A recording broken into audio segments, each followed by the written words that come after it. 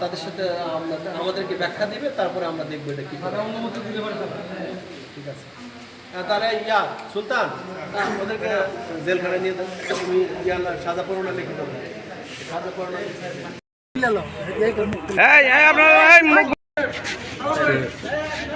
তালা মারতে হবে, এটা তালা মারেন, কার্যক্রম বন্ধ।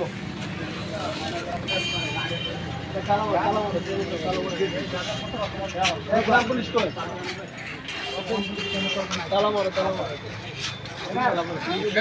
কোনো কথা নেই, গাড়ি গাড়ি গাড়ি যে জায়গাটা ছিল গাড়ি আছে সাদা ঘোষণা হয়ে গেছে।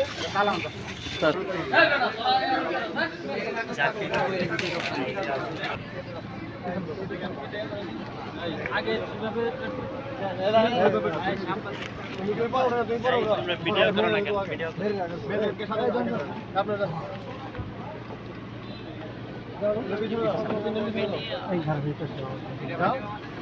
একদম পিছনে পিছনে পিছনে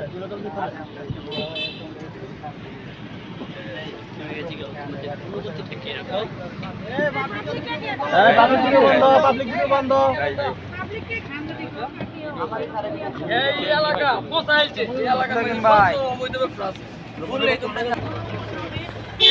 তারা পরিবেশ নষ্ট করতেছে, গণপ্রতিনিধি আমরা তাদেরকে সাজা দিয়েছি, তাদেরকে জেল দেওয়া হয়েছে এবং হচ্ছে আন্ডার এজ কিছু ছেলে মেয়ে পাওয়া গেছে যাদেরকে মুচলেকা নিয়ে আমরা গার্ডিয়ানের কাছে হ্যান্ড ওভার করব।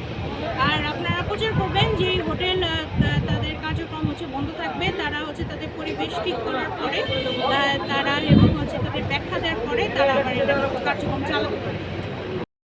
আমরা আমাদের কাছে একটা লিখিত অভিযোগ আসে যে হোটেল রিল্যাক্সে এই ছেলেমেয়েরা অবৈধভাবে মেলামেশা করে এবং হোটেল রিল্যাক্স কর্তৃপক্ষ এখানে প্রত্যেকটা রুমের মধ্যে আপনারা দেখেছেন, সকল সাংবাদিকরা দেখেছেন, তারা খোপ করেছে, কক্ষ করেছে, ছোট ছোট কক্ষ।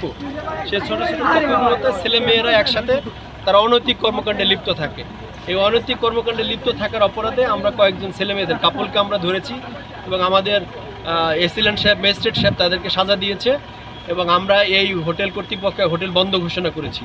এবং এই হোটেল যেহেতু অনৈতিক কর্মকাণ্ডে এই হোটেল কর্তৃপক্ষ সহযোগিতা করতেছে, সেহেতু তাদের এই হোটেল কার্যক্রম বন্ধ থাকবে। এবং তারা ভিতরে যে কক্ষ তৈরি করেছে, গোপন কক্ষ, সে গোপন কক্ষ ভেঙে তারপর এর হোটেলের অনুমতি আছে কি না, হোটেল কর্তৃপক্ষ যেহেতু পালিয়ে গেছে, হোটেলের যে মালিক সে পালিয়ে গেছে, আমরা এই সকল কাগজপত্র চেক করে পরবর্তী ব্যবস্থা গ্রহণ করব। আর আপনাদের আমি বলবো যে এখানে যাতে কোনো ছেলেমেয়েরা যাতে এখানে এই দিনের বেলায় অনৈতিক কর্মকাণ্ডে লিপ্ত না থাকে, এই জন্য এই ব্যবস্থা গ্রহণ করা হয়েছে। সবাইকে ধন্যবাদ। ঠিক আছে স্যার, ঠিক আছে।